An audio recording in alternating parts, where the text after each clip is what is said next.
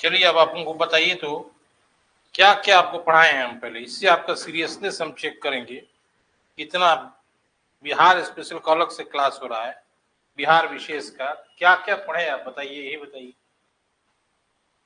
क्या मतलब पढ़े आप लोग।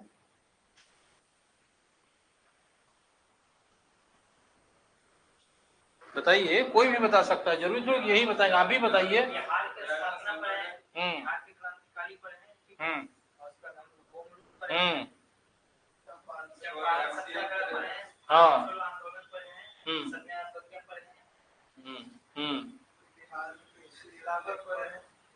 और क्या पढ़े हैं?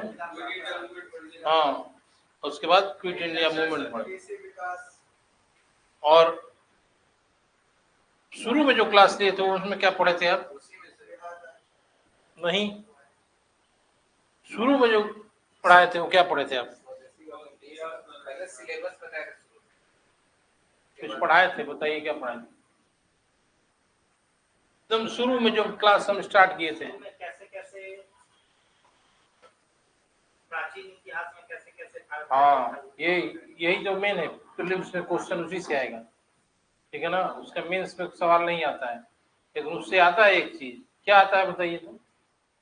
प्राचीन भारत में से भी एक सवाल आता है, मगध कभी कभी पूछ सकता है, लेकिन ज्यादातर पूछता है मौर्य कला। हाँ, ठीक है। और लिखिए, पाल कला है, पटना कलम है, मधुबनी पेंटिंग है, ठीक है। ये बताइए आप कि क्या क्या लिखवाए हैं हम, ये भी बताइए तो कहेंगे कि कितना सीरियसली पढ़ते हैं आप। हम्म हम्म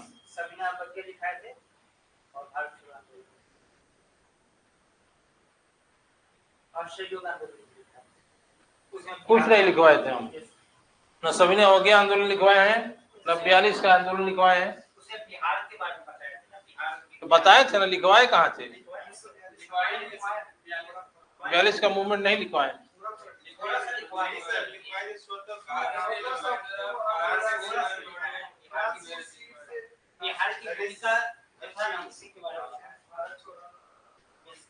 वो उतना लिखने से नंबर थोड़ी आएगा,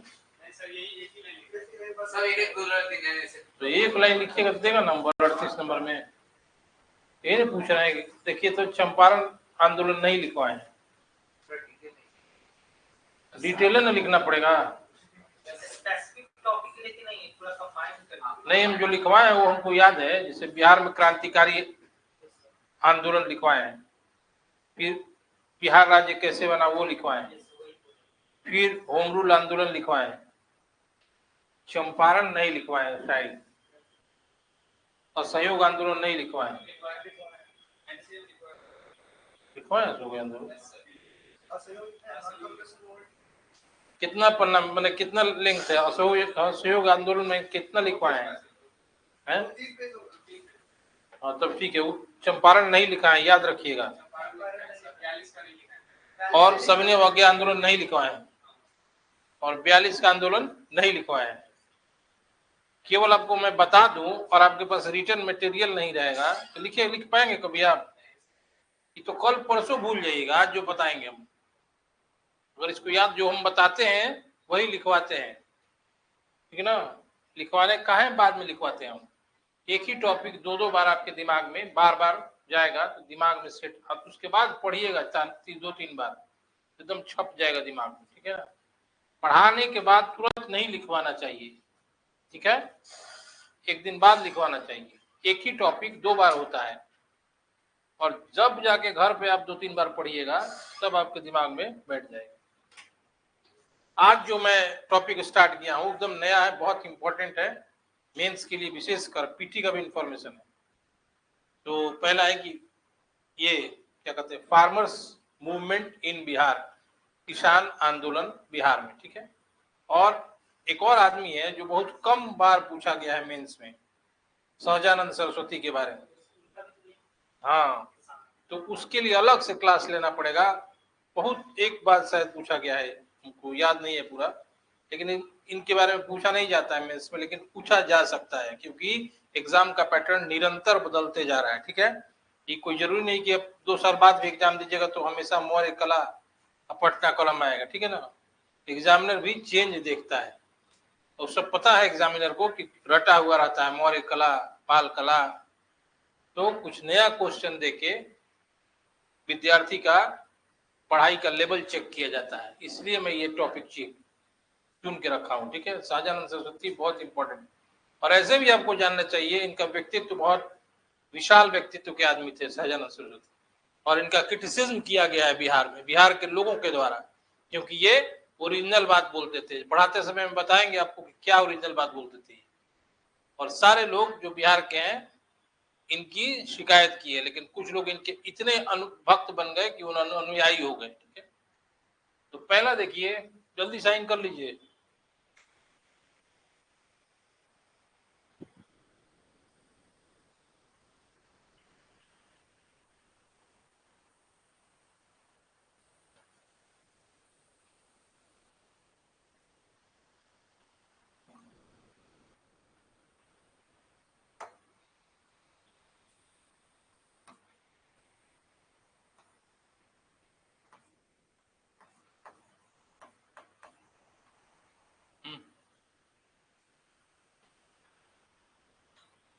अभी ये कहाँ से गए?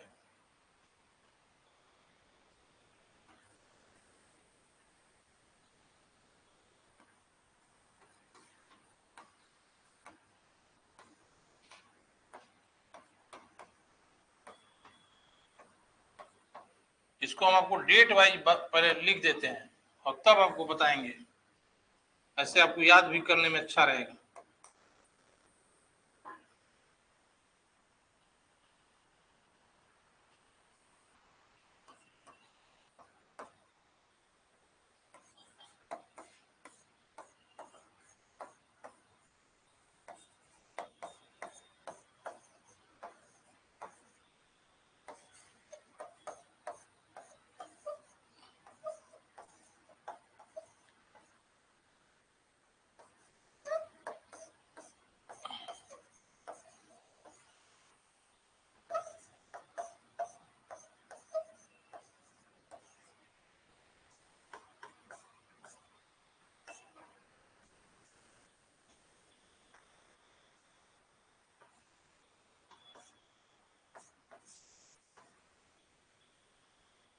नोट करिएगा तो नोट कर लीजिए इसको, पूरा मेंस का ये आंसर हो गया। बिहार में किसान आंदोलन, कोई आदमी डेट याद रखेगा तो सारा उसको रिकॉल आते जाएगा, जब लिखेगा कॉपी में मेंस का पढ़ाई तो सब कुछ याद आ जाएगा उसको।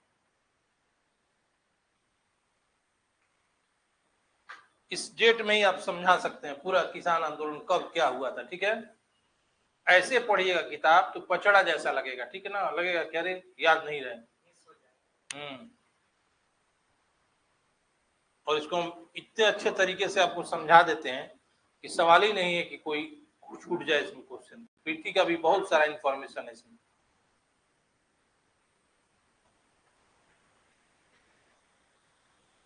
लिख लिए, रुकिए, देखिए पहला है, पहले तो आप ये जानिए पृष्ठभूमि इसका आंदोलन का कारण क्या था। ये बार बार मैं बताया हूं कि बंगाल, बिहार, उड़ीसा पहले एक ही था। ठीक है ना, पहले राज्य भले बन गया बिहार, ठीक है, लेकिन जो भू राजस्व व्यवस्था थी वह स्थायी बंदोबस्त था, permanent settlement of land revenue, भू राजस्व की स्थायी व्यवस्था थी, जिसको जमींदारी व्यवस्था भी कहा जाता है। स्थायी बंदोबस्त और जमींदारी व्यवस्था दोनों एक ही है। ठीक है, इस व्यवस्था में जमीन का मालिक जमींदारों को माना गया और जमींदार से कहा गया कि तुम अपने एरिया के किसानों से लगान वसूल के ले आओ, और 100 रुपया अगर वसूलोगे तो 10 बटा यानी 89 रुपया तुमको कंपनी के खजाने में जमा करना होगा, अंग्रेजी खजाने में, और 11 रुपया तुमको वसूलने के एवज में मेहनताना दिया जाएगा। और इसको तुरंत जमींदारों ने स्वीकार कर लिया, क्योंकि इसमें उनका लाभ ही लाभ था। कैसे लाभ था? पहले तो वो फिक्स जानते थे कि 89 रुपीज ही देना है, ठीक है ना, दूसरी बात, उनको जमीन का मालिक माना गया। ऐसा ही सोशल हायरार्की में वो एक ऊंचा स्थान प्राप्त कर लिए, क्योंकि उनकी गणना जमीन के मालिक के तौर पे हो गई। दूसरी बात कि सिर्फ 89 रुपया देना था। इसका लाभ उठा के जमींदार रैयतों और किसानों पर अत्याचार करते थे और बहुत ज्यादा वसूलते थे, और हर समय अंग्रेज एक एक चीज माइन्यूट नहीं देखते थे, सूक्ष्म दृष्टि से नहीं देखते थे। कई बार जमींदार बहाना कर देते थे कि यह 89 रुपया मतलब नहीं दे पाएंगे, क्योंकि उस क्षेत्र में अकाल पड़ गया था, फसल खराब हो गई थी, पशु बीमार हो गए थे, ठीक है, बहुत सारा बहाना था। तो जमींदारों ने इसका भरपूर फायदा उठाया और कई लोगों के पास एक्स्ट्रा जमीन हो गई। कारण क्या था? कोई किसान अगर लगान चुकाने में असमर्थ होता था तो वो कितना ऋण लेता था, कितना ऋण ले सकता था? थोड़ा बहुत लेगा, ठीक है, लगातार ऋण लेके वो नहीं चल सकता। इससे क्या हुआ, उसकी जमीन जो है नीलाम होने लगी, और नीलाम होने के साथ साथ जो लोग कर्ज देते थे, सूदखोर और महाजन, वो जमीन उनसे लिखवाने लगे। आज के डेट में जो बिहार में आप देखते हैं, किसी किसी के पास अत्यधिक जमीन है, देखते हैं ना, 500 200, ये भी एक फैक्टर है। उस समय स्थायी बंदोबस्त के कारण लगान के दर इतनी ऊंची रखी गई, और उसकी लगान भू राजस्व के साथ साथ गैर कानूनी वसूली भी किया करते थे जमींदार, जिससे किसान जो है त्रस्त हो जाता था और ऋण लेना पड़ता था, उसको कर्जा लेना पड़ता था, और जब वो चुकाने में असमर्थ होता था तो उसको अपनी जमीन कबाला करनी पड़ती। कबाला समझ रहे हैं ना? बेचना पड़ता था वो जमीन, और धीरे धीरे किसान जो थे, जो पहले से स्थापित किसान थे, वो भूमिहीन हो गए, बटाईदार हो गए, जिनके पास जमीन नहीं थी, ठीक है। ये सारी कुछ व्यवस्था ब्रिटिश काल से आ रही थी, और किसानों का ये जो त्रासदी था, तबाही था, लंबे समय से बिहार के क्षेत्र में चल रहा था। और ये जो जमींदार थे वो भारतीय थे, हिंदू थे, हिंदू नहीं भारतीय थे, और ये अंग्रेजों के समर्थक थे, और ये बिहार के ही लोग थे, ऐसा नहीं कहीं बाहर के आए थे। और ये अपने निजी स्वार्थ में अंग्रेजी सरकार का बने रहना चाहते थे कि अंग्रेजी सरकार कभी खत्म नहीं हो, बने रहे। अब जो राजा महाराजा देखते हैं भारत के, वो भी चाहते थे कि अंग्रेजी सरकार बने रहे, ठीक है। इसलिए भारत में हमेशा गद्दारों का देश माना गया है, तभी भारत इतने लंबे समय तक गुलाम रहा है। ऐसा नहीं कि सारे लोग गद्दार थे, कुछ यहाँ पे महामानव भी थे जिनके प्रयासों से आज भी भारत जिंदा है और चल रहा है। और 1917 के पहले, ये पहले डायरेक्ट 17 नहीं लिखना है, इसके पहले मैं जो बताया वो लिखना है। और इस समय बिहार की 97%, 97% जनसंख्या जो थी कृषि पर निर्भर थी। ऐसा नहीं कि दूसरे छोटे मोटे धंधे नहीं थे, लेकिन उस धंधे से की अनिश्चितता के कारण उस पर टिका रहना बहुत मुश्किल था, और लोग भोजन करने के लिए, अनाज के लिए कृषि पर निर्भर थे। नहीं छोटा मोटा कारोबार था, जैसे अंग्रेजों का जो फैक्ट्री था, गुलाम थे, वहां पे नौकरी करते अगर वो बहुत मामूली मिलता था। दूसरा कारण कि कृषि पर क्यों 97% जनसंख्या आश्रित हो गई, हाँ बता रहे आपको। जब आप मॉडर्न इंडिया पढ़ेंगे, आधुनिक भारत, तो उसमें एक टॉपिक है डी इंडस्ट्रियलाइजेशन, यानी विउद्योगीकरण। अंग्रेजों ने अपने सूती कपड़े के उद्योग के लिए बिहार के छोटे मोटे कुटीर उद्योगों को समाप्त कर दिया। सिर्फ सूती वस्त्र के लिए नहीं, अंग्रेज यहाँ चाहते थे सिर्फ कि भारत कच्चा माल का प्रोड्यूसर हो जाए। भारत जो है सिर्फ कच्चा माल दे, और हम वहां तैयार करेंगे माल, और उस माल को यहाँ भेजेंगे, भारत एक बाजार भी बन जाए, यही, ठीक ना। इसके कारण भारत के जो छोटे मोटे उद्योग थे, पहले से आ रहे थे, वो समाप्त हो गए, और इसीलिए बिहार की 97% जनसंख्या कृषि पर आश्रित हो गई। और इसके कारण क्या हुआ कि भूमि पर दबाव बढ़ गया, ठीक है, भूमि पर ज्यादा लोग आश्रित हो गए, ठीक है। आज भी आप स्थिति को देखेंगे, तो अभी नहीं कर रहे, डाटा नहीं पूछ रहे हैं, आज भी अगर बिहार में देखेंगे तो मेरे विचार से सब बेरोजगारी इतना ज्यादा है बिहार में कि जितना 1 बीघे खेत में आदमी चाहिए, उससे कहीं आदमी ज्यादा आदमी उसमें लगा हुआ है। इसको प्रच्छन्न बेरोजगारी कहा जाता है, छिपी हुई बेरोजगारी कहा जाता है। ठीक है, मान लीजिए 4 ही आदमी से 1 बीघा खेत का फसल हो जाएगा, उसमें 7 आदमी लगा हुआ है, 3 आदमी अगर हट भी जाएंगे तो कृषि उत्पादन पर कोई असर नहीं पड़ेगा। ये स्थिति उस समय भी विद्यमान थी और बिहार की भूमि पर जनसंख्या का दबाव था, भूमि भार से ग्रसित थी।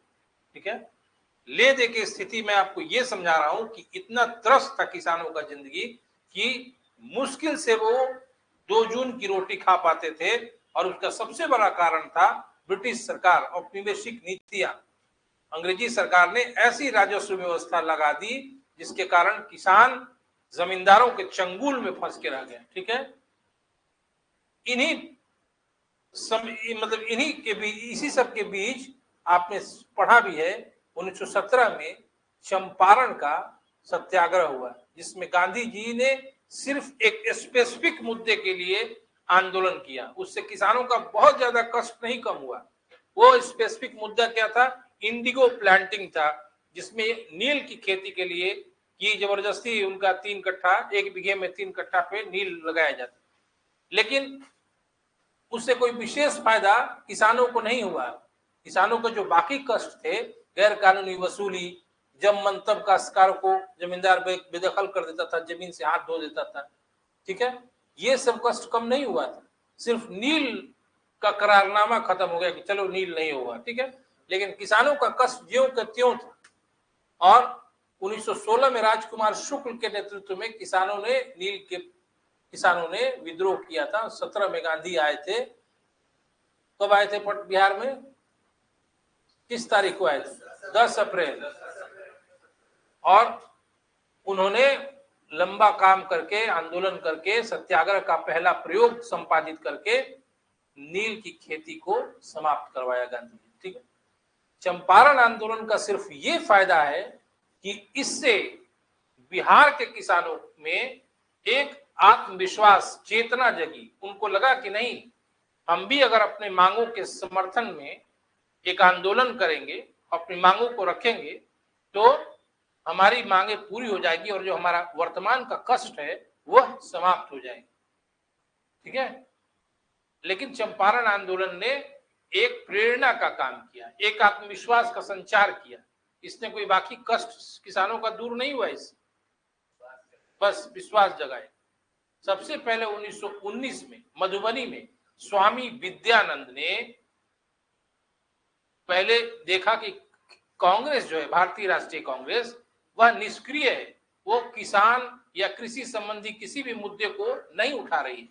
जब विद्यानंद ने कांग्रेस की निष्क्रियता को देखा तो उसने खुद, विद्यानंद ने, वो किसान नेता थे, खुद मौलिक कृषक मुद्दों को उठाया। उन्होंने कहा, विद्यानंद ने, बिहार में जमींदारी व्यवस्था का खात्मा होना चाहिए।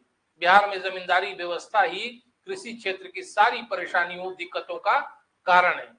पहला आदमी है स्वामी विद्यानंद मधुबनी क्षेत्र में, जिन्होंने 1919 में कृषि क्षेत्र के मौलिक मुद्दों को उठाया और जमींदारी प्रथा की आलोचना की। और विद्यानंद का इतना प्रभाव था कि विद्यानंद की जनसभा में 15 से 20 हजार किसान इकट्ठा होते थे।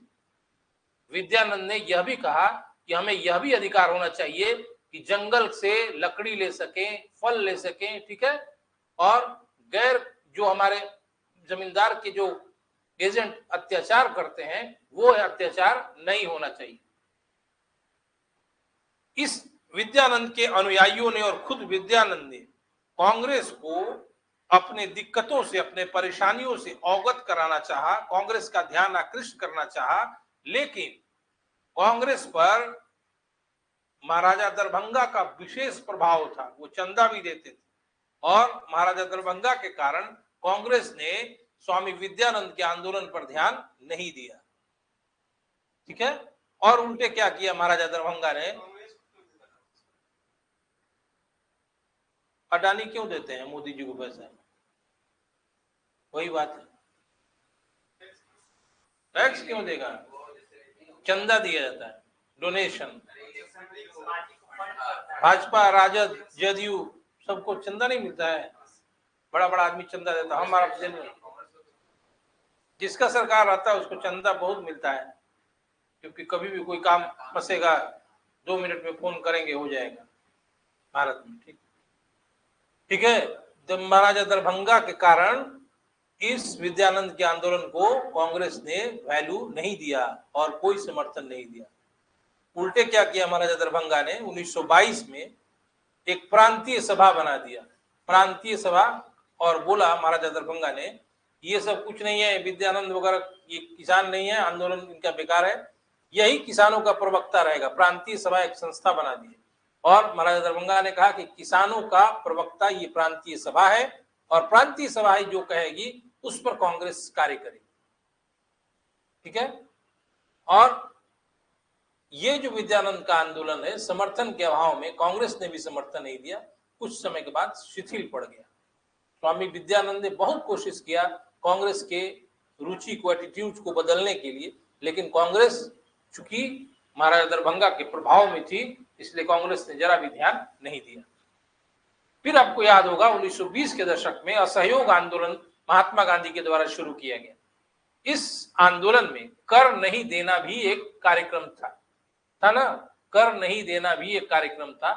और जैसे इस आंदोलन की घोषणा हुई, बिहार के किसान पूरी तत्परता से आंदोलन के लिए कूद पड़े और कृषकों को ऐसा लगा कि हम इसी के लिए तो मांग कर रहे हैं कि कर नहीं देना पड़े और गैर कानूनी वसूली समाप्त हो। तो सारे जगह के किसान, माने बिहार के हर क्षेत्र के किसानों ने इस आंदोलन में भाग लिया और विशेष नाम हुआ इसमें सारण जिला का। सारण जिला के किसानों ने, जो छपरा जिला है, वहां पर स्वराज का बैनर के नीचे स्वराज लिखा हुआ बैनर, और उन्होंने कर नहीं देने का नारा दिया और अभियान किया और हमेशा उनको जमींदारों के साथ आए दिन झंझट होने लगा और सारण में स्थिति थोड़ी खराब हो गई और पुलिस को वहां बल प्रयोग करना पड़ा, नहीं तो सारण जिले के किसान बिल्कुल उग्रवादी रुख अख्तियार किए हुए थे और वो कर नहीं देना चाह रहे। लेकिन इससे भी कोई विशेष किसानों को लाभ नहीं हुआ। अगला जो आदमी है वो है सहजानंद सरस्वती, स्वामी सहजानंद सरस्वती। इन्होंने 1922-23 में मुंगेर में, याद रखिएगा स्थान का नाम, 1922-23 में मुंगेर में किसान आंदोलन को एक नया आयाम एवं नया रूप प्रदान किया। अभी तक किसान आंदोलन मजबूत समर्थन के आधार पर नहीं चल रहा था, 15-20 हजार से पूरा आंदोलन नहीं चलेगा, लेकिन स्वामी विद्यानंद वगैरह का प्रयास बहुत अच्छा था, उन्होंने चेतना जागृत की किसानों में। लेकिन सहजानंद सरस्वती ने 1922-23 में मुंगेर से किसान आंदोलन को एक नया आयाम दिया, नया रूप दिया और 22 से लेके 27 तक उन्होंने बिहार का दौरा किया, कृषकों से मिला। उन्होंने कृषक क्षेत्र की समस्या पहले से भी जान रहे थे और भी समस्याओं से वो रूबरू हुए और सहजानंद सरस्वती ने पहली बार 4 मार्च 1928 को बिहार प्रांतीय किसान सभा की स्थापना की। पटना में बिहार प्रांतीय किसान सभा की स्थापना 4 मार्च 1928 को बनाई। क्यों बनाया होगा उन्होंने? एक ही उद्देश्य था, बिहार काश्तकारी अधिनियम के विरोध के लिए। काश्तकारी मतलब क्या होता है? ये जो भू राजस्व है, कृषकों का अधिकार जो है, एक नियम होता है ना हर राज्य में, तो एक अधिनियम बनाया जाता तभी तो कानून का रूप लेगा। तो बिहार काश्तकारी अधिनियम के विरोध करने के लिए 4 मार्च 1928 को स्वामी सहजानंद ने बिहार प्रांतीय किसान सभा की स्थापना की। इसके बारे में जान लीजिए, पीटी के लिए इंपॉर्टेंट है। सहजानंद सरस्वती इस बिहार प्रांतीय किसान सभा के अध्यक्ष थे और श्री कृष्ण सिंह, जो बाद में मुख्यमंत्री बने, महासचिव बने। 3 आदमियों को उसमें प्रमंडलीय सचिव बनाया गया। पहला यमुना कार्यो, ठीक है ना, यमुना कार्यो, गुरु शरण लाल और कैलाश बिहारी लाल, ये 3 प्रमंडलीय सचिव बनाए। ठीक है। जैसे ये सभा बना, किसानों में जागृति आई। इसी समय 1929 में वल्लभ भाई पटेल की बिहार यात्रा हुई। वल्लभ भाई पटेल जब 1929 में बिहार आए तो उन्होंने घूम घूम कर किसानों में जागृति लाया और किसान आंदोलन एक नए आवेग के साथ बहुत महत्वपूर्ण और बलशाली हो गया। बलशाली मतलब समझ रहे हैं, स्ट्रॉन्ग। 1929 में जब किसान आंदोलन को देखा गया बहुत बढ़ते हुए, तो जमींदारों में बेचैनी हो गई, बिहार के जो जमींदार थे, और उन्होंने इस आंदोलन के विरोध में एक नया दल बनाया जिसका नाम है यूनाइटेड पॉलिटिकल पार्टी। ये जमींदारों का एक दल था जो बढ़ते हुए किसान आंदोलन के प्रत्युत्तर में, रिस्पांस में इन्होंने बनाया था। इसका काम था किसान आंदोलन को बढ़ने से रोकना, कुचलना। ठीक है, लेकिन कुचलना मतलब हम बता रहे हैं, ऐसा नहीं था कि ये कहा जा रहा था किसान, लेकिन किसान आंदोलन को रोकने के लिए ये जमींदारों का एक दल बनाया गया। ठीक है, यूनाइटेड पॉलिटिकल पार्टी। इसी समय किसान आंदोलन भी अपने वेग के साथ आगे बढ़ रहा था। ठीक है, और 1930 के बाद और ज्यादा तेजी से ये आंदोलन बढ़ने लगा। और इस बीच क्या किए स्वामी सहजानंद सरस्वती ने, जनसभा की। बिहार के अलग अलग जगहों में जनसभा करते थे, लोगों से मिलते थे, खासकर किसानों से, उनकी समस्याओं से रूबरू होते थे। आपको पता होगा कि 1933 के एक साल में सिर्फ स्वामी सहजानंद सरस्वती ने 117 सभा की थी, 117 एक साल में। ठीक है, और 1933 में बिहार प्रांतीय किसान सभा ने एक जांच कमेटी की स्थापना की। उन्होंने कहा कि हम जांच कमेटी बना रहे हैं। इस जांच कमेटी का उद्देश्य था किसानों की दुर्दशा, खराब आर्थिक स्थिति से ब्रिटिश सरकार को अवगत कराना। जांच कमेटी का उद्देश्य क्या था कि किसान जर्जर अवस्था में, दुर्दशा की स्थिति में है, ये स्थिति ब्रिटिश सरकार को दिखाना था। ये जांच कमेटी बनाने का एकमात्र उद्देश्य था। ठीक है, फिर 1935 में किसान सभा, बिहार प्रांतीय किसान सभा ने जमींदारी उन्मूलन का प्रस्ताव पारित कर दिया अपने सभा में कि जमींदारी को समाप्त किया जाए। इसके लिए उन्होंने एक प्रस्ताव पारित कर दिया। धीरे धीरे किसान सभा के सदस्यों की संख्या बढ़ते जा रही थी। ठीक है, और किसान आंदोलन बिहार में इतना लोकप्रिय हो गया कि 1936 में अखिल भारतीय किसान सम्मेलन लखनऊ में आयोजित हुआ और सहजानंद सरस्वती को इसका अध्यक्ष चुना गया। ठीक है ना, यानी बिहार प्रांतीय किसान सभा के भी वो अध्यक्ष थे, और राष्ट्रीय स्तर पर जो किसान सम्मेलन लखनऊ में हुआ 1936 में, उसके भी अध्यक्ष स्वामी सहजानंद सरस्वती थे। और इससे स्वामी सहजानंद के कार्यों को और राष्ट्रव्यापी विस्तार मिला और किसान आंदोलन में सदस्यों की संख्या निरंतर बढ़ती गई और 1935 में 80,000 सिर्फ सदस्य थे किसान सभा के। लेकिन अगले 3 वर्षों में 1938 तक किसान सभा के सदस्यों की संख्या 2.5 लाख हो गई, 2,50,000। 1938 में ही पटना में एक विशाल किसान समारोह या सम्मेलन का आयोजन किया गया, जिसमें 1 लाख किसानों ने शिरकत की मतलब सहभागिता की। ठीक है, 1 लाख किसान उस पटना के किसान सम्मेलन में उपस्थित थे। इससे क्या पता चलता है, किसान आंदोलन धीरे धीरे लोकप्रिय हो रहा था और स्वामी सहजानंद को किसान समाज एक सर्वमान्य नेता के रूप में स्वीकार कर रहा था। अखिल भारतीय किसान सम्मेलन पर पूरा प्रभाव स्वामी सहजानंद सरस्वती का था। वो चूंकि अध्यक्ष ही थे उसके अखिल भारतीय। ठीक है, ये क्वेश्चन है पीटी का, ध्यान रखिएगा कि अखिल भारतीय किसान सम्मेलन कहाँ आयोजित हुआ था, कब हुआ था? 1936 में। इतना पढ़ाने के बाद 38 बोल दिया। 1935 के बाद बिहार में स्थिति थोड़ी बदल गई। आपको पता होगा कि 37 में 6 प्रांतों में सरकार का स्थापना हुआ था, चुनाव हुए थे ना बिहार नहीं, भारत के 6 प्रांतों में। बिहार में भी श्री कृष्ण सिंह की अध्यक्षता में कांग्रेस मंत्रिमंडल का गठन हुआ था ना। पहले मोहम्मद यूनुस बिहार के मुख्यमंत्री बनाए गए, लेकिन 1.5 महीने के बाद श्री कृष्ण सिंह को बनाया गया। ठीक है, शुरू में श्री कृष्ण सिंह मुख्यमंत्री बनने के आमंत्रण को अस्वीकार कर दिए थे, लेकिन तुरंत बाद फिर श्री कृष्ण सिंह ने पर्याप्त आश्वासन मिलने पर कि आपके कार्यों में गवर्नर का हस्तक्षेप नहीं होगा, तब उन्होंने सरकार बनाई। अब बिहार में अपनी सरकार हो गई कांग्रेस की, और कांग्रेस से किसान नेताओं का मतभेद शुरू हो गया। 2 ही मुद्दा था, पहला मुद्दा था कि किसान आंदोलन के नेता कह रहे थे कि गैर कानूनी वसूली जो जमींदार कर रहे हैं उसको हटाया जाए। दूसरी बात कि काश्तकारी व्यवस्था को ध्यान से सुनिए, गैर कानूनी वसूली को समाप्त किया जाए और काश्तकारों की बेदखली को भी समाप्त किया जाए। क्या होता था कि जमींदार काश्तकारों को बेदखल कर देते थे, जमीन से वंचित कर देते थे। और एक तीसरा मुद्दा था बकास भूमि का मुद्दा। बकास भूमि क्या होता है ना, जब आप लगान देने में असमर्थ हो जाएंगे, 1-2 साल के नहीं दे रहे हैं, तो वो जमीन सरकार जब्त कर लेगी। अब आपको वो जमीन नहीं होगा, नीलाम हो जाएगी। इसी मुद्दा पर बिहार के किसान नेताओं और बिहार की प्रांतीय कांग्रेस सरकार के बीच मतभेद शुरू हो गया। बिहार में क्या थे, कांग्रेस में जमींदारों का प्रभाव था विधायिका में।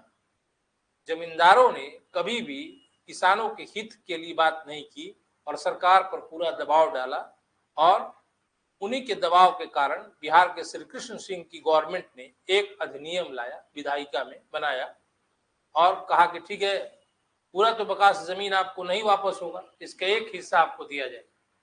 अब स्वामी सहजानंद सरस्वती ने इसको फेंक दिया मतलब बिल्कुल अस्वीकार दिया और कहा कि नहीं, हम जो अपनी मांगे रख रहे हैं, ये हमारी सरकार है, स्वदेशी सरकार है, इसको पूरा करना आपको जरूरी है। लेकिन बिहार में जमींदारों का वर्चस्व था, और तो क्या किया उन्होंने,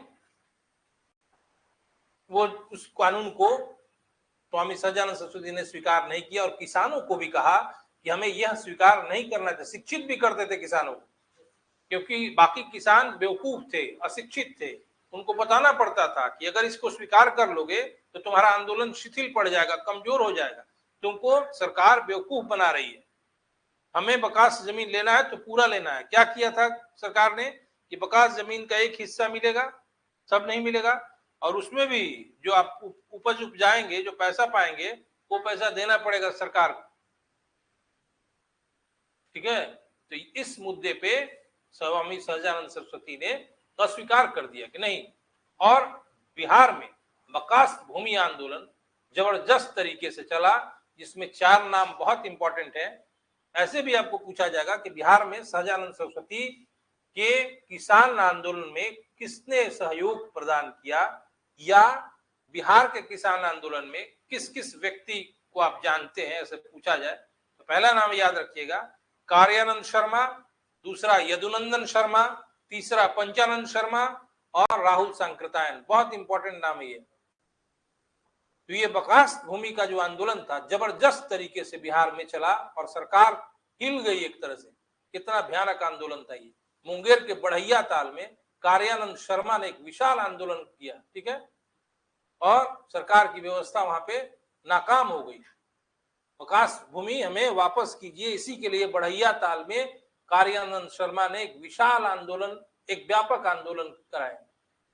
गया के रेवड़ में यदुनंदन शर्मा ने इतना व्यापक आंदोलन कराया किसानों का कि वहां का जो डिस्ट्रिक्ट मजिस्ट्रेट था गया का, वह पास ये चीज पारित करने में विवश हो गया, पारित करने के लिए कि जिला अधिकारी ने ये आदेश दिया कि हमारे एरिया में जो 1000 बीघा जो बकास भूमि है, उसमें से 850 बीघा भूमि किसानों को बांट दिया जाए। विवश कर दिया यदुनंदन शर्मा ने अपने आंदोलन की तीव्रता से। और दरभंगा इस समय बहुत ज्यादा शांत था, ठीक है ना। पादरी राघोपुर एक जगह है दरभंगा का, और देवुल एक जगह है, ठीक है, और पंडौल एक जगह है। पादरी राघोपुर, देवुल और पंडोल, ये तीनों अशांत क्षेत्र घोषित हो गए। घोषित नहीं हो गए मतलब हो गए, ठीक है। और वहां भी किसान जबरदस्त तरीके से आंदोलन में जुट गए थे। फिर सारण में जमुनाकारियों ने किसानों का नेतृत्व किया, यानी सारण क्षेत्र में बकास भूमि आंदोलन का जो नेतृत्व किए जमुनाकारियों ने किया। फिर अनवारी एक जगह है, वहां पे कुछ विशिष्ट ढंग का आंदोलन हुआ, राहुल सांकृत्यायन ने वहां नेतृत्व किया। वहां पे कहा था राहुल सांकृत्यायन ने कृषकों को कि जबरदस्ती फसल बकास भूमि का तुम काट लो, ऐसा राहुल सांकृत्यायन ने कृषकों को सलाह दिया। तो किसान सिर्फ इसी सलाह पर कायम नहीं रहे, बल्कि जबरदस्ती बकास भूमि को उन्होंने जोतना भी शुरू किया। फसल तो काटते ही थे, उस पर कब्जा करके जोतना भी शुरू किया। यानी बकास भूमि का आंदोलन 1938-39 में चरमोत्कर्ष पर पहुंच गया और सरकार, यहां तक कि अंग्रेजी सरकार को भी अपने रिपोर्ट में यह दर्शाना पड़ा कि किसान आंदोलन में बहुत तीव्र फैलाव हुआ है और किसान आंदोलन का हल निकालना बहुत जरूरी है। लेकिन 38-39 के बाद यह आंदोलन जो है कुछ शिथिल पड़ गया। क्यों पड़ गया? क्योंकि ब्रिटिश सरकार ने किसानों के हित में कुछ कानून बनाए और 650 करीब किसान नेताओं को गिरफ्तार कर लिया गया था, जेल में बंद कर दिया गया था। इसलिए 38-39 में किसान आंदोलन थोड़ा शिथिल हो गया। और फिर इस आंदोलन में नया उभार, नया आवेग कब आया? 1945। फिर से बिहार में कांग्रेस की सरकार बनी और नया सरकार जब बना तो लोगों को नई आकांक्षा हुई कि अब हमारा मामला सुलट जाएगा और हमारा जो यहाँ पे जमींदारी व्यवस्था भी समाप्त हो जाएगा। लेकिन उस समय भी बिहार सरकार ने किसानों के हितों पर काम करना नहीं उचित समझा और किसान फिर से, स्वामी सहजानंद सरस्वती आदि लोग फिर से आंदोलन में जुट गए और इस समय किसान आंदोलन को वामपंथी दलों ने भी सहयोग देना शुरू किया। कांग्रेस, समाजवादी पार्टी और भारतीय कम्युनिस्ट पार्टी दोनों ने किसान आंदोलन को समर्थन देना शुरू किया। और फिर स्थिति इतनी अशांत हो गई बिहार की, इतनी खराब स्थिति हो गई कि 1947 में बिहार में एक अधिनियम लाना पड़ा सरकार को, बिहार सार्वजनिक अनुरक्षण अधिनियम, बिहार सार्वजनिक अनुरक्षण अधिनियम। और ये एक तरह से किसान आंदोलन के लिए घातक अधिनियम था, क्योंकि इस नियम के तहत, इस अधिनियम के तहत किसानों पर भारतीय दंड संहिता की धारा 107, 144, 188, 370 धारा लगाया गया और यहां तक मनाही कर दी गई कि एक किसान अपने गांव से उस गांव में नहीं जाएगा जहां, जिस एरिया में बकास्त आंदोलन चल रहा है। और इस आंदोलन ने किसान आंदोलन को एक तरह से शिथिल कर दिया, कम कर दिया। और यह आंदोलन इतना दमन वाला कानून था कि उस समय के तत्कालीन समाचार पत्र सर्च लाइट ने भी टिप्पणी की है और कहा है कि इससे किसान आंदोलन का गला घोट, मतलब ये जो अधिनियम है किसान आंदोलन को थम देने वाला या कम कर देने वाला अधिनियम। और इसी बीच 1950 में स्वामी सहजानंद सरस्वती की मृत्यु हो गई, लेकिन उनका आंदोलन व्यर्थ नहीं गया, उनका जो अभियान था वो व्यर्थ नहीं गया, क्योंकि बिहार सरकार ने 1952 में जमींदारी प्रथा को हमेशा के लिए समाप्त कर दिया और इसलिए स्वामी सहजानंद सरस्वती को अपने कार्यों में सफल माना जाता है। यहां तक कुछ पूछना है तो बताइए। ऐसे लिखिएगा डेट वाइज, क्या कब क्या,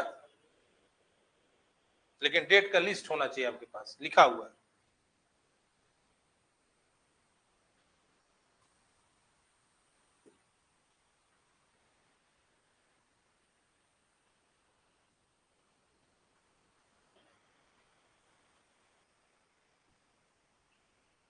दूसरा टॉपिक है वो है इन्हीं पर है, स्वामी सहजानंद सरस्वती। बहुत रेयरली एक बार शायद आया है, मेंस में कभी आया नहीं है। तो ये कोई भी भविष्य के परीक्षा के लिए, मुख्य परीक्षा के लिए बहुत इंपॉर्टेंट टॉपिक है स्वामी सहजानंद सरस्वती। और स्टूडेंट भी ज्यादा ध्यान इस पर नहीं देते हैं, केवल ये जान गए कि ये है, कि ये वो किए, लेकिन इनके बारे में बहुत ये अच्छे व्यक्तित्व, ऐसे व्यक्तित्व के थे जो बहुत रेयरली बिहार में वैसे लोग मिलते हैं। न जो जाति अनुरक्षण अधिनियम,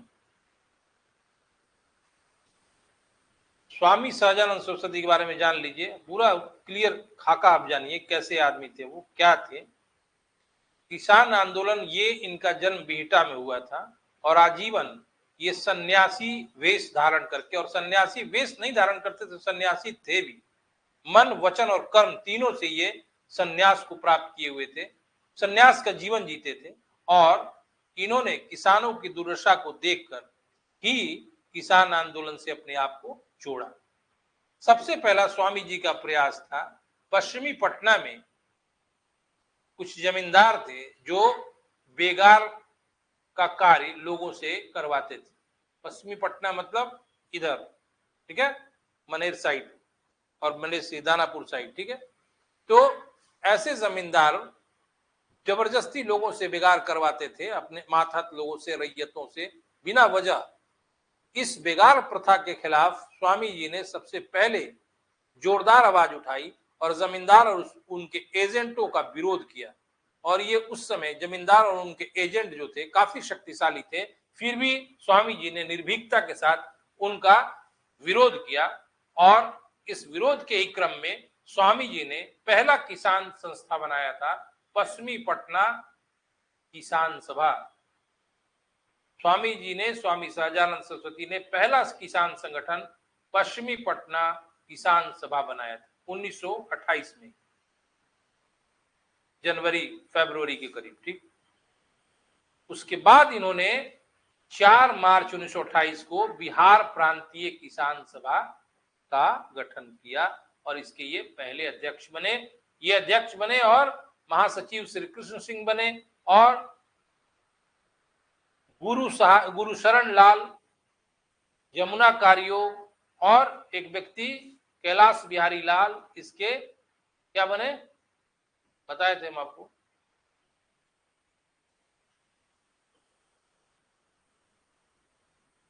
प्रमंडलीय सचिव बने, ठीक है।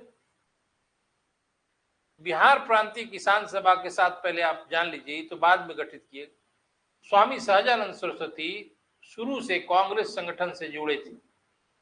1920 में ये कांग्रेस संगठन से जुड़े थे और एक तिलक स्वराज फंड, ठीक है, उससे भी जुड़े हुए थे। और स्वामी जी कभी भी उग्र क्रांतिकारी नहीं थे और 1920 से लेकर 27 तक ये कांग्रेस के काम में जुटे थे। कांग्रेस जैसे राष्ट्रवाद का प्रचार करती थी, स्वामी जी भी राष्ट्रीयता का प्रचार करते थे, प्रसार करते थे। लेकिन 1927 में इनका रुख किसान आंदोलन की ओर हो गया और ये किसानों की समस्याओं में रुचि लेने लगे और किसानों की दुर्दशा को देखकर वो व्यथित रहने लगे। और उसके बाद उन्होंने किसान आंदोलन को नया आयाम, नया रूप प्रदान किया, जिसमें मैंने बताया 4 मार्च 1928 को इन्होंने बिहार प्रांतीय किसान सभा की स्थापना की। लेकिन उसके पहले पश्चिमी पटना किसान सभा इन्होंने पहली किसान सभा बनाई थी। स्वामी जी ने उसके बाद ये सब आप किसान आंदोलन में मैंने बताया, ये फिर से जान लीजिए। स्वामी जी ने सोनपुर मेला के अवसर पर 1929 में एक विशाल किसान सम्मेलन को संबोधित किया और जगह जगह जाके जनसभा की।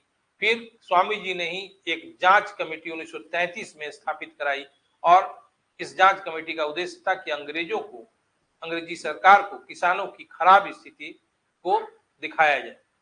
फिर स्वामी जी ने जगह जगह जनसभाएं की और 1935 में इन्हीं के प्रभाव से बिहार प्रांतीय किसान सभा में जमींदारी उन्मूलन प्रस्ताव पारित हो गया और किसान सभा के सदस्यों की संख्या 80,000 से बढ़कर 2.5 लाख हो गई।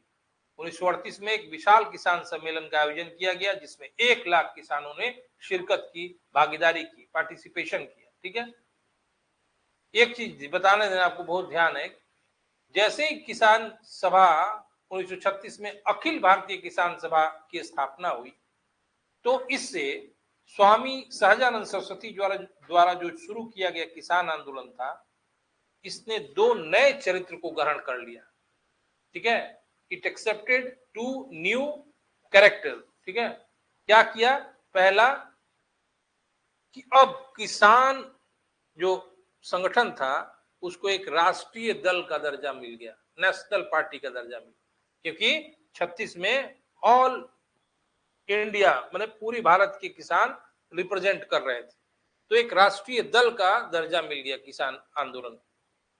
दूसरी बात जो इंपॉर्टेंट बात है आज के लिए भी है, बिहार के अन्य जो नेता थे जो स्वामी सहजानंद सरस्वती के साथ थे शुरू से, जैसे राजेंद्र प्रसाद, गंगा शरण सिंह, राम वृक्ष बेनीपुरी, रामधारी सिंह दिनकर, राम दयालु सिंह, ठीक है। ये लोग अब किनारा करने लगे स्वामी सहजानंद सरस्वती से। क्यों? व्यक्तिगत स्वार्थ, व्यक्तिगत लाभ, व्यक्तिगत आकांक्षा के कारण। उनको ऐसा लगा कि सहजानंद जो है उग्रवादी रुख रखते हैं, इनके साथ आंदोलन में रहने से हम आगे चलकर ब्रिटिश सरकार का को भाजन बनेंगे या फिर कांग्रेस से भी हमारी नाराजगी हो जाएगी, फ्यूचर में हम कोई नया राजनीतिक पद नहीं प्राप्त कर सकेंगे। ये स्थिति आज भी बिहार में है। किसी जेन्युइन मैटर के लिए कोई नहीं बोलता है, अपने स्वार्थ के लिए मेरा कुछ हानि ना हो जाए, ठीक है। इसी मेंटालिटी से उस समय के नामी गिरामी दिग्गज जो बिहार के नेता थे, उन्होंने शाहजानंद से साइड करना शुरू किया।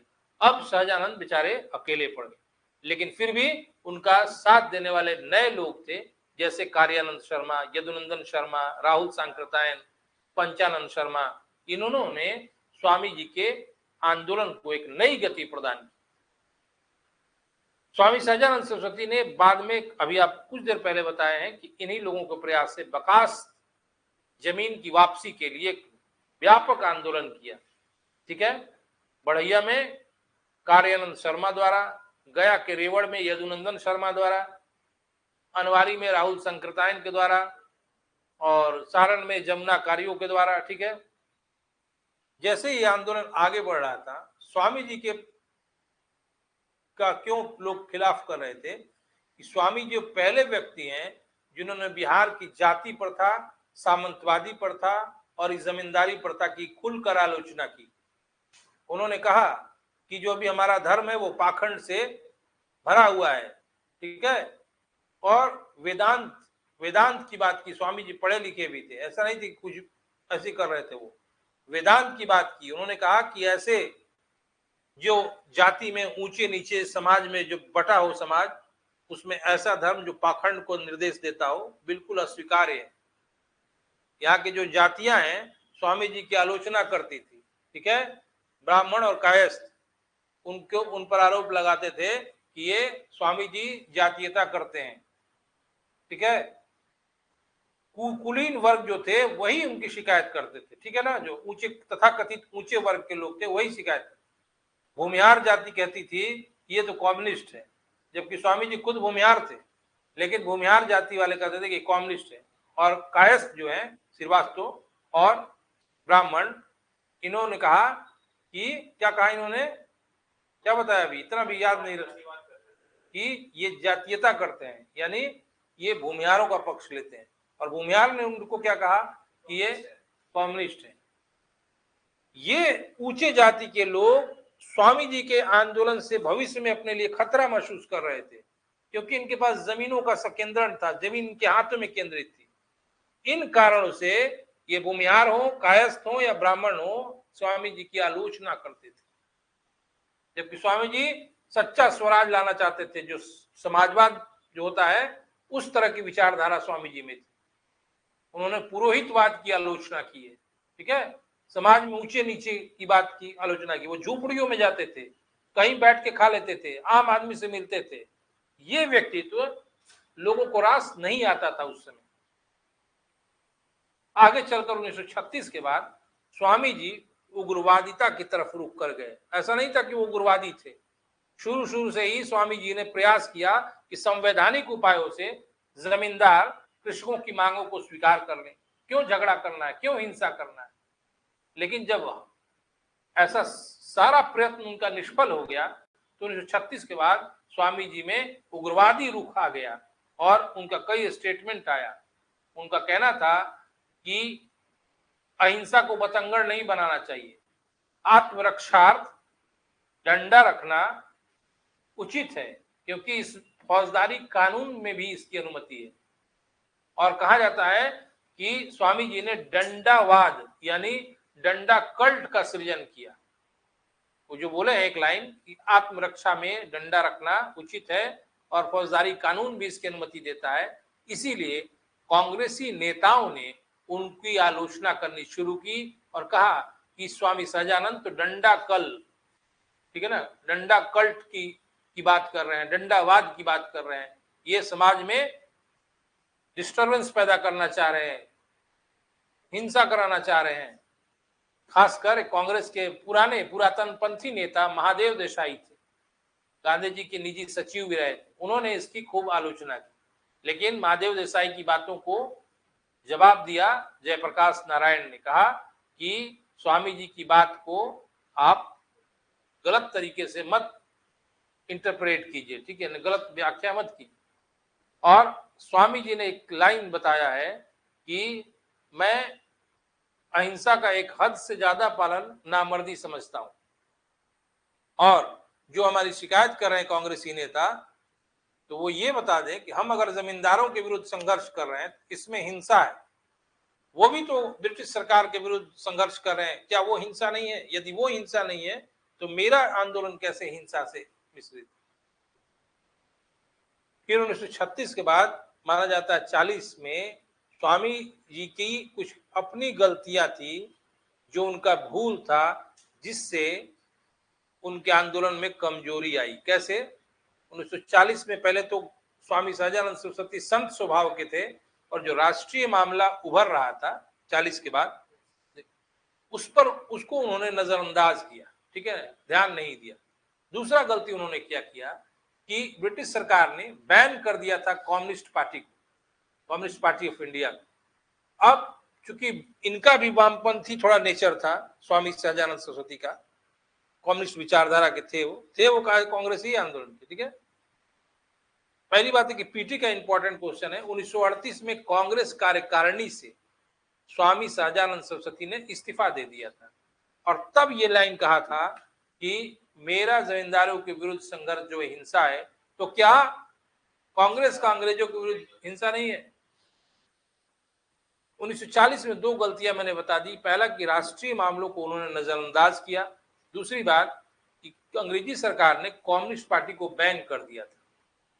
लेकिन उसके कुछ महत्वपूर्ण नेताओं को स्वामी सहजानंद सरस्वती ने किसान आंदोलन में बड़े बड़े पद प्रदान किए, ठीक है। ये उनकी बहुत बड़ी गलती थी कि उनको किसान आंदोलन में नहीं शामिल करना चाहिए था, क्योंकि कम्युनिस्ट पार्टी वालों ने स्वामी सहजानंद ने जो परिचय बनाया था, जनाधार बनाया था, उसका लाभ उठाना शुरू किया अपने पार्टी के लाभ के, ठीक है। फिर एक बड़ी गलती क्या हो गई, सुभाष चंद्र बोस अचानक लापता हो गए 1941 में, तो बिहार में फॉरवर्ड ब्लॉक को चलाने का जिम्मा सहजानंद सरस्वती के जिम्मे आ गया। लोगों ने कहा कि सुभाष जी अब तो है नहीं, आप ही चलाइए। और बिहार में स्वामी सहजानंद के सहयोगी के तौर पे शीलभद्र याजी, सर्वानंद मिश्र और लंबोदर मुखर्जी, शीलभद्र याजी, लंबोदर मुखर्जी और सर्वानंद मिश्र, ये तीन व्यक्ति थे जो स्वामी सहजानंद को फॉरवर्ड ब्लॉक के कार्य करने के लिए, सहयोग के लिए रेडी थे। लेकिन इसी बीच क्या हुआ, 1941 में 42 में सहजानंद सरस्वती को फिर जेल हो गया, और उनके जेल चले जाने से स्वामी जी का जो किसान आंदोलन है वह नेतृत्व विहीन हो गया, और उनके नहीं रहने का फायदा कांग्रेस, समाजवादी पार्टी और कम्युनिस्ट पार्टी ऑफ इंडिया ने उठाना शुरू किया। और इसका प्रमाण मिलता है 1941 में डुमरांव में बिहार प्रांतीय किसान सम्मेलन हुआ, जिसमें जबरदस्ती कांग्रेस, समाजवादी पार्टी के लोगों ने अपना प्रभाव कायम करना शुरू किया, लेकिन प्रभाव सफल नहीं हुआ उनका, किसानों ने उनको नहीं स्वीकारा। तब सिद्धेश्वर प्रसाद सिन्हा की अध्यक्षता में राम वृक्ष बेनीपुरी ने एक नया किसान, बिहार प्रांतीय किसान पार्टी बना दी। हालांकि उनको लोकप्रियता नहीं मिली, लेकिन ऐसा प्रयास किया गया। स्वामी जी सहजानंद सरस्वती ने 1942 में क्या किया, जेल से छूटने के बाद सरकार से सहयोग करने की बात की घोषणा कर दी कि अब हम सरकार से सहयोग करें। ये घोषणा भी एक गलती थी उनकी, क्योंकि उस फॉरवर्ड ब्लॉक से भी अलग हो गए। लेकिन फिर शांत नहीं थे वो, बताया था मैंने अभी पीछे वाले क्लास में, 1945 में 46 में जैसे बिहार में कांग्रेस सरकार बनी, इन्होंने फिर से आंदोलन को शुरू कर दिया, बकास भूमि वाले आंदोलन, बताया था ना। लेकिन ऐसा करते करते स्वामी सहजानंद सरस्वती की मृत्यु 1950 में हो गई, लेकिन उनको सफल माना जाएगा क्योंकि उन्होंने एक प्रयास के कारण 1952 में बिहार में जमींदारी प्रथा का अंत हुआ। यहां तक आपको कुछ भी नहीं समझ में आओ तो कितना भी चाहे तो पूछ सकते हैं,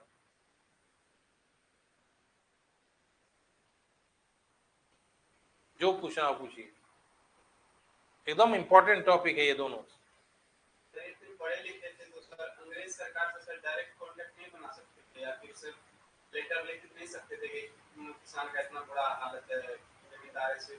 उसके पहले लोग लिखे थे, वो स्वामी विद्यानंद ने कांग्रेस का ध्यान आकृष्ट करने का कार्य किया था, लेकिन अंग्रेजों को करना नहीं था कुछ।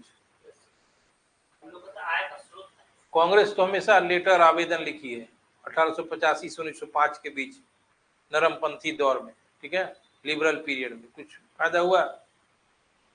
क्योंकि स्वामी जी को इतनी समझ थी कि अंग्रेज हमारी बात को स्वीकार नहीं करेंगे, फिर भी तो उन्होंने जांच कमेटी 1933 में बनाया कि अंग्रेज सरकार देखे कि हम खराब स्थिति में हैं किसान की नहीं है।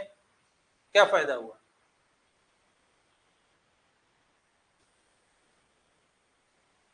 कुछ भी पूछ लीजिएगा। 1942 के बाद 2 पॉइंट इंपॉर्टेंट था। 4 फरवरी 1944 को उर्दू दिवस बिहार में मनाया गया था और 23 मार्च 1944 को पाकिस्तान दिवस मनाया गया। ये टॉपिक से रिलेटेड नहीं है, हम आपको बता दे रहे हैं।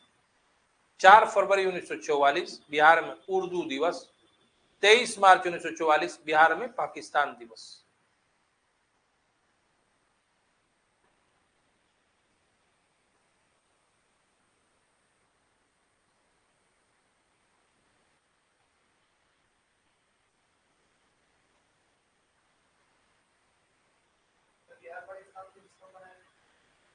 तेईस मार्च 1944, 4 फरवरी 1944 उर्दू दिवस। एक ओवरऑल हिस्ट्री का क्वेश्चन है। 16 अगस्त 1946 प्रत्यक्ष कार्यवाही दिवस, डायरेक्ट एक्शन डे।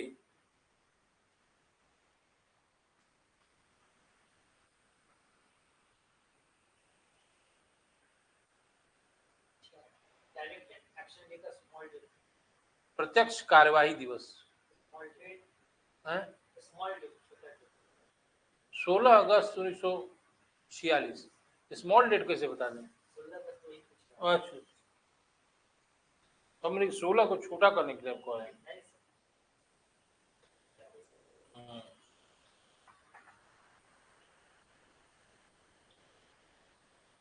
ये आप लिख लीजिएगा तो बहुत फायदा करेगा।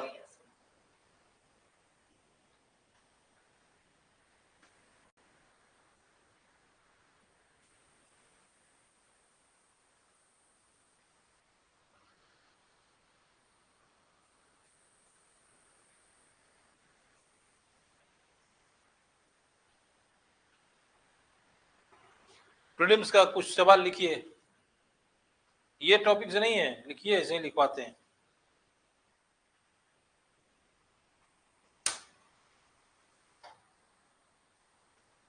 एंशिएंट हिस्ट्री से छोड़े हुए हैं, हम नहीं लिखवाए हैं, ठीक है ना। लिखिए पहला, बिहार में जनता द्वारा निर्वाचित पहला शासक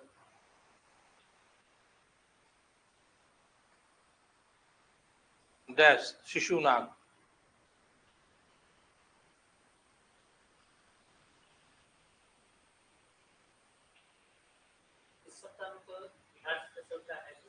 हाँ, एमसीक्यू करना चाहते हैं क्या? शाम को तो है, इस बार क्या हुआ है, फ्राइडे 16 तारीख को आ जाता है रूटीन में, क्वेश्चन आ जाता है माने ऑनलाइन। हाँ, रूटीन शाम को बोर्ड के सामने आपका लेक्चर होता है। शाम को हमारा नहीं होगा, हम शाम को नहीं रहते हैं। एमसीक्यू तो बाद की बात है, तो कभी भी कर लेंगे। पहले आपके पास रिटर्न रहना चाहिए ना। और जब भी एमसीक्यू करना है ना तो 3 से 4:30 के बीच करना पड़ेगा हमारे लिए। जब आपको इच्छा होगा, मतलब इस समय जब हम करेंगे एमसीक्यू, आपको बहुत फायदा करेगा। इसमें भी जो चैप्टर पढ़ेंगे उसका करवा दीजिए।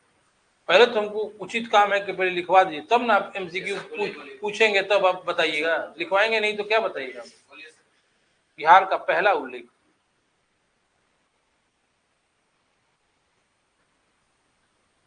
ऋग्वेद में,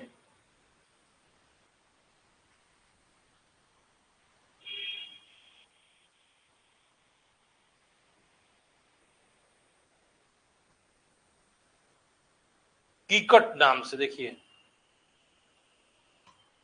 लिख लीजिएगा, लिखवाए हैं कीकट नाम से। अगर बिहारी को भी पूछा जाएगा तो कीकट ही कहा जाएगा। ठीक, अगला लिखिए, अथर्ववेद में बिहार का उल्लेख,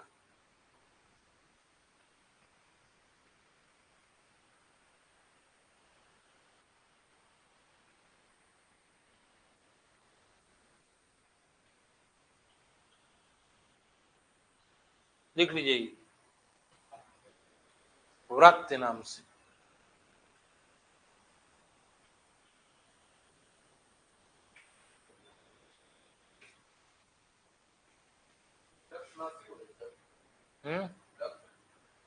क्या यहाँ लिखा हुआ है?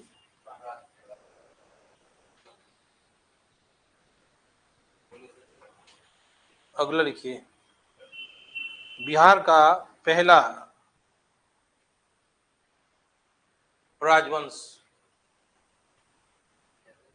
पहला राजवंश, फर्स्ट किंगडम ऑफ बिहार,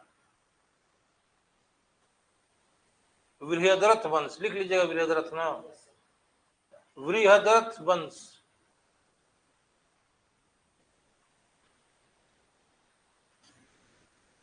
लिखिए ना, देखिए, अब पूछ दिया जाएगा बृहद्रथ वंश का संस्थापक कौन है, यही है, बृहद्रथ ही है, ब्रैकेट में संस्थापक लिख लीजिए, जिसका नाम आप सुने होंगे जरासंध, इसी वंश का शासक। अगला लिखिए, बिहार का पहला साम्राज्यवादी शासक, भारत का कहिए उसको, बिहार ही नहीं है, भारतों पर, भारत का पहला साम्राज्यवादी शासक। लेकिन बिहार का भी पूछेगा तो भी वही आंसर होगा, बिंबिसार। भारत या बिहार का पहला साम्राज्यवादी शासक बिंबिसार।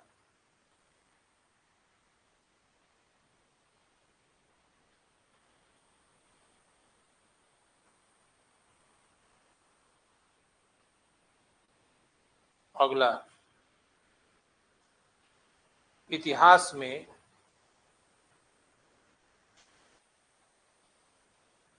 पहला शासक जिसने स्थायी सेना रखा,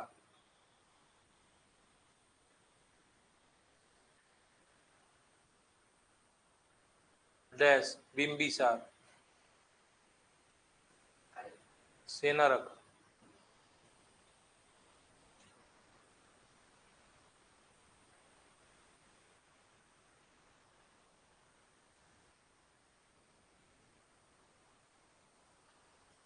अगला लिखिए,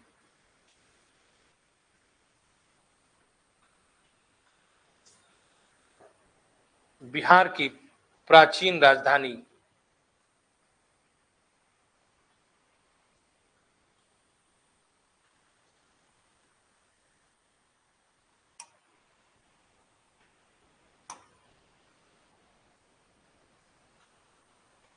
गिरी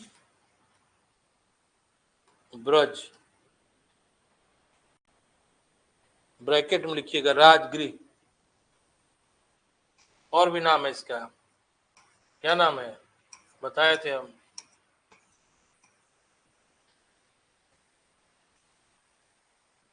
गिरिव्रज राजगृह, जो 5 पहाड़ियों से घिरा हुआ था। लिख लीजिए, जो 5 पहाड़ियों से घिरा हुआ था।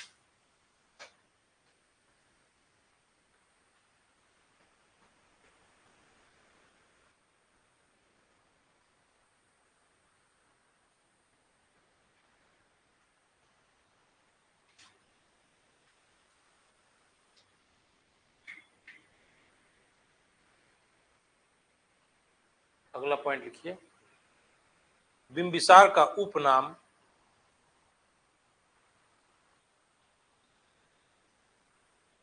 देखिए लिख दे रहे हैं, सेडिक था, सेडिक।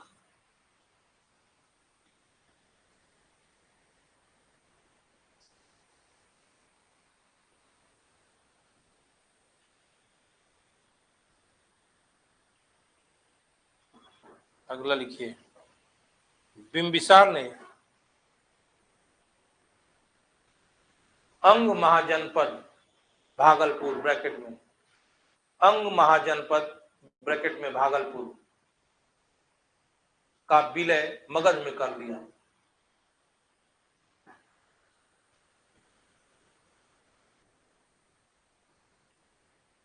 मगध में कर लिया।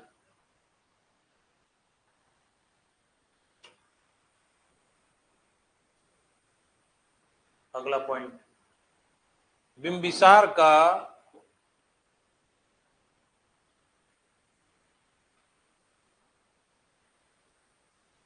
विवाह 3 राजवंशों में हुआ था, 3 राजवंशों में हुआ था। डैश कौशल ब्रैकेट में उस महिला का नाम लिखवा देते हैं, कौशल की राजकुमारी का नाम क्या था, ब्रैकेट में महाकौशला देवी। देवी लिखना जरूरी नहीं है, महाकौशला, कॉमा। अब लिखिए,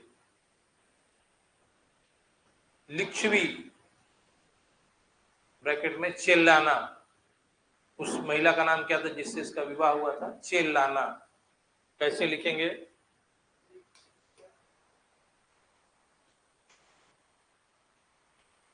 अगला लिखिए, कॉमा, लिच्छवी। अगला क्षेमा, क्षेमा कैसे लिखेंगे, ऐसे लिखेंगे,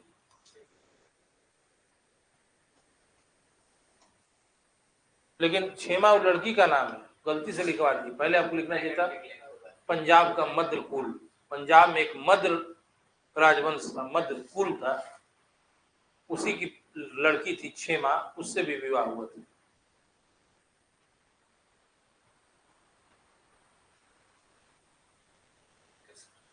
अगला लिखिए, बिंबिसार के बाद अजातशत्रु,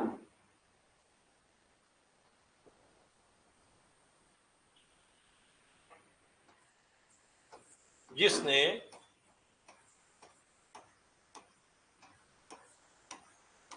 पाटलीग्राम नामक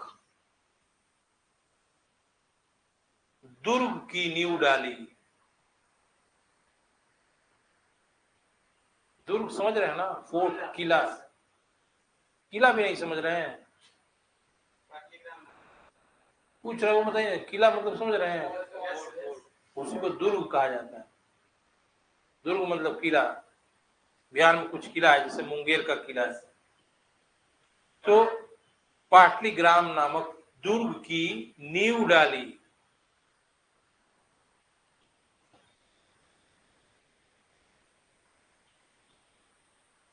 और इसे जल दुर्ग कहा गया है।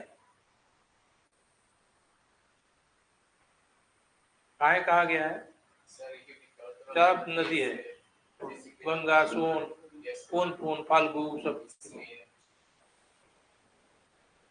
अगला पॉइंट, इसका उपनाम कोणिक था, वो लिख देते हैं, देखिए नहीं लिखने आएगा, जैसे उसका सैनिक था, इसका कोणिक था।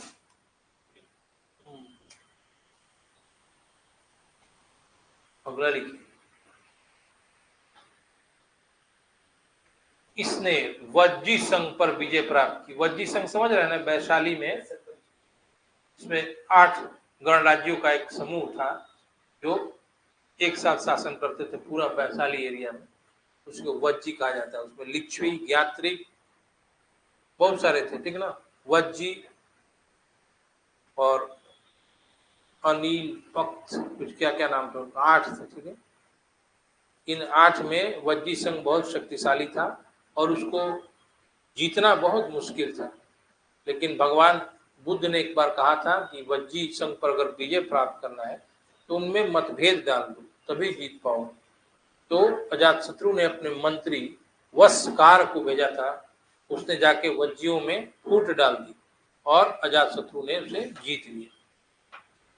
ठीक है, वज्जी संघ पर विजय प्राप्त की। फिर लिखिए, अजातशत्रु का विवाह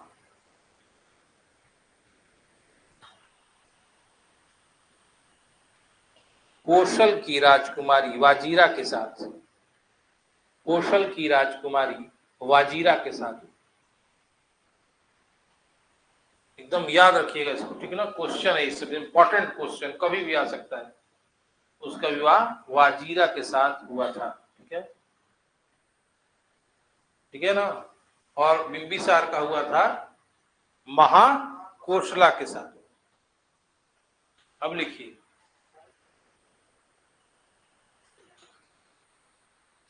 अजात शत्रु के समय में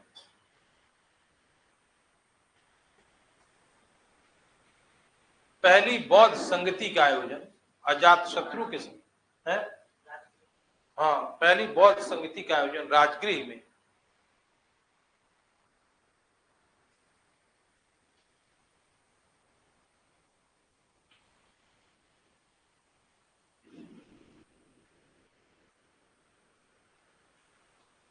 कौन अध्यक्ष थे इसके?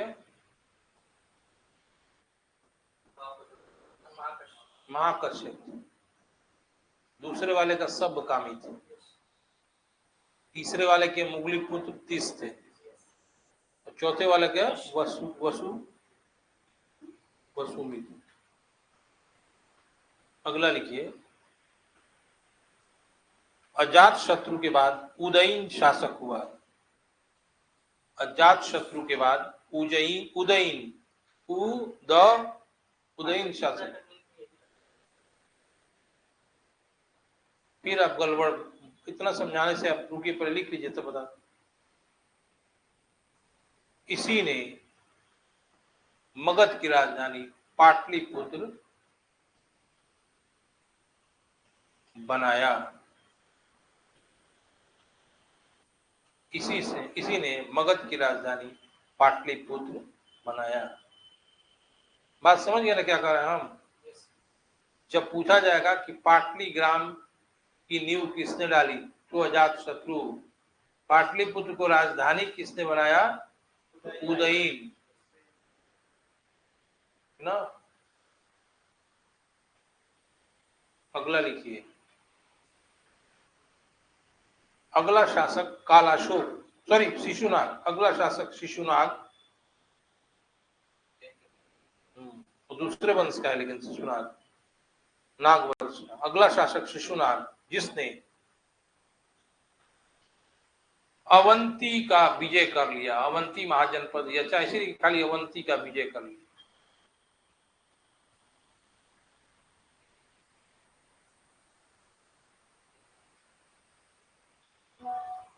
इसको जनता ने शासक बनाया था। इसको जनता ने शासक बनाया था। ठीक है,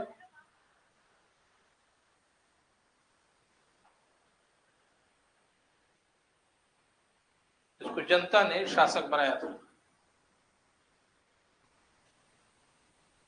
अगला लिखिएगा कि और क्या लिखवाए थे भाई, कुछ लिखवाए थे ना, शिशुनाग। हाँ, इसको जनता ने शासक बनाया था। अगला पॉइंट लिखिएगा कि शिशुनाग के बाद कालाशोक, जिसके समय में बौद्धों की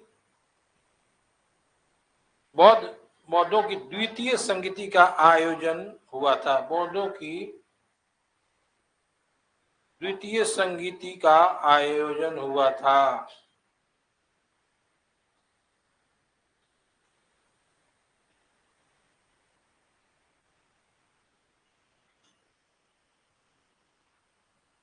ठीक है, लिख लिए। और इसी सम्मेलन में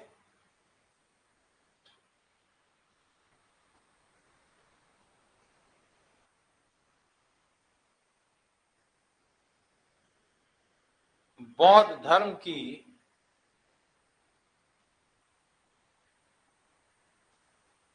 नहीं लिखी। बौद्ध धर्म का 2 भागों में विभाजन की नींव पड़ी। 2 भागों में विभाजन की नींव पड़ी। एक का नाम लिखिए स्थविर और दूसरे को महासांगिक।